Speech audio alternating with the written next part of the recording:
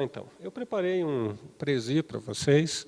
Essa é uma ferramenta nova para mim, então eu me diverti um pouquinho usando isso. Não costumo usar esse tipo de parafernália, mas estou me rendendo a ela. Então, espero que vocês também se divirtam com...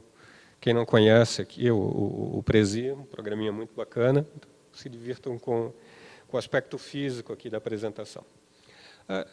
Meu título é provocativo. Eu não quero conceder de saída algo que, a meu ver, até onde eu consigo enxergar, nos causa mais problemas do que qualquer outra coisa. A suposição de que a filosofia tem uma função salvífica e ela vai resolver os problemas que claramente afligem a escola, tanto no nível fundamental quanto no nível básico, e certamente também a universidade. Eu quero atacar essa tese salvífica que muitas vezes reverbera nas escolas de ensino médio e fundamental. Eu já ouvi isso inúmeras vezes, né? Nas reuniões informais, por exemplo, das várias escolas em que a minha mulher trabalhou. As pessoas me pediam para colocarmos filosofia no ensino médio, porque essa coisa que está aí precisa tomar jeito, vocês precisam ensinar os alunos a pensar. E, sinceramente, eu não quero assumir esse encargo, eu não acho que eu seja capaz, ou a filosofia seja capaz de resolver os problemas, ao menos resolver inteiramente os problemas, como, às vezes, filosóficos novos, e que existem problemas filosóficos que a tradição, com qual a tradição lidou, mas lidou mal.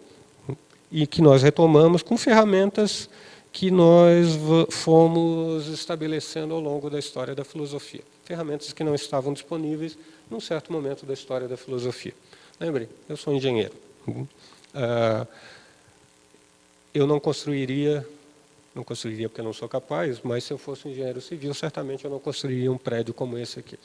Com essa quantidade de material, os meus colegas da engenharia civil fazem 2 prédios hoje. Não faz sentido dizer que prédios só podem ser construídos assim, porque esse prédio foi construído assim. Bom, um pedaço de um texto ali e uma organização de um argumento, bem tradicional, não vale a pena aqui discuti-lo, ele é só um exemplo. Tá? E algumas características desse trabalho que são diferentes das características da atividade, do trabalho filosófico anterior. Então, nós queremos resolver problemas em campo aberto. Isso não é o caso em todos os territórios, mas, por exemplo, em epistemologia, isso é muito claro. Digo para os meus alunos lá, quando nós vamos discutir conhecimento, nós não estamos discutindo um termo filosófico. Bom, um historiador da filosofia pode discutir o uso de fulano de tal do termo conhecimento. Quando eu estou dando aula de epistemologia, eu estou discutindo o termo conhecimento como ele é usado pelo meu filho, por exemplo, quando diz que sabe tal e tal coisa. Eu estou discutindo, como eu mencionei ali, problemas, ou um termo, ou sei lá o quê, em campo aberto. Eu não estou vinculado a uma determinada tradição, isso é importante ser lembrado, né? O parênteses aqui, o GT, que por acaso eu coordeno agora, da ANPOF, do qual eu participo, se chama GT Epistemologia Analítica.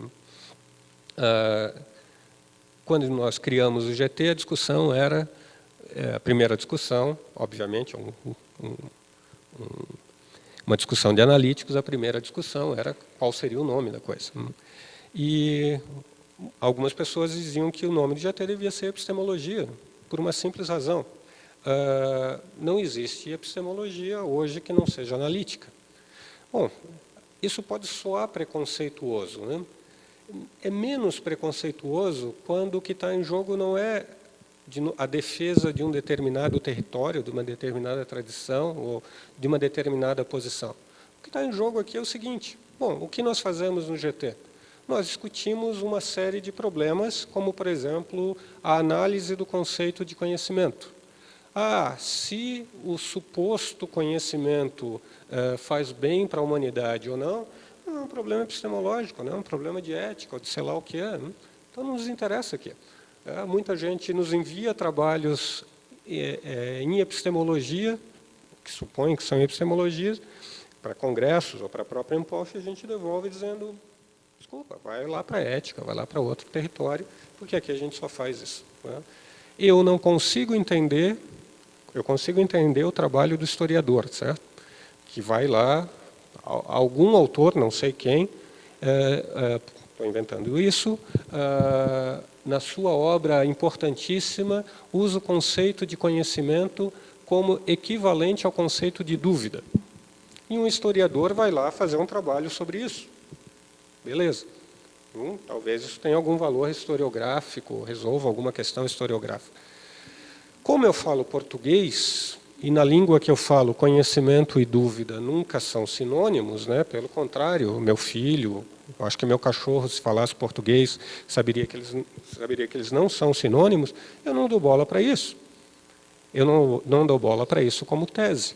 Certo? Então, separamos os trabalhos para que as coisas possam simplesmente andar. Tá? Associado ao nosso trabalho, entende? Acaba sendo muito menos, não é uma crítica a quem faz filosofia da educação, e muito mais uma crítica ao nosso trabalho. Mas eu sou epistemólogo. Será que eu não tenho alguma coisa a dizer aos pedagogos, por exemplo? Bom, há dois problemas aí. Quase nenhum de nós escreve, e ao outro lado, os pedagogos não leem. Eles ficam fazendo, desculpa, eu nunca sei se isso é do Piaget, dos piagetianos, coisas assim que é erro de epistemologia 101. Conhecimento proposicional é uma coisa, conhecimento como habilidade é outra, e as coisas simplesmente são misturadas. Está num ambiente em que está sendo avaliado algo em relação à proposição, e o cara está aplicando critérios de domínio de habilidade. Aí fala aquelas bobagens e cada um constrói seu próprio conhecimento. Desculpa, num ambiente proposicional isso é ridículo. Pelo menos se não há qualificações adicionais. Tu sabes o impacto disso na escola. É um tipo de relativismo completamente imbecil que destrói os currículos das outras áreas. Simples. A criança ela não tem que ser inserida na comunidade dos cientistas, dos matemáticos, dos artistas. Não. Ela constrói o próprio conhecimento dela. Desculpa, não é para isso que eu pago a escola. Eu pago a escola para o meu filho ser inserido numa comunidade sofisticada. E não para ele ficar 4 anos fazendo grafite. Né? Grafite pode ter uma função de desenvolvimento de habilidade. Quando meu filho tinha 2 anos, 3 anos e chegava da escola com desenho feito, certamente nenhuma obra de arte, eu ficava emocionado. Por quê? Porque eu via o ganho de habilidade, né, ao longo do tempo. Na 8ª série, desculpa, né? Ou a habilidade está crescendo, mas meu filho não vai ser pintor. Assim, não sei o que ele vai ser, mas certamente ele não sabe desenhar ou qualquer coisa, não tem as habilidades para coisa e nem está preocupado em ter. E não conhece coisa alguma de história da arte. Pelo menos o que ele conhece ele não aprende na escola.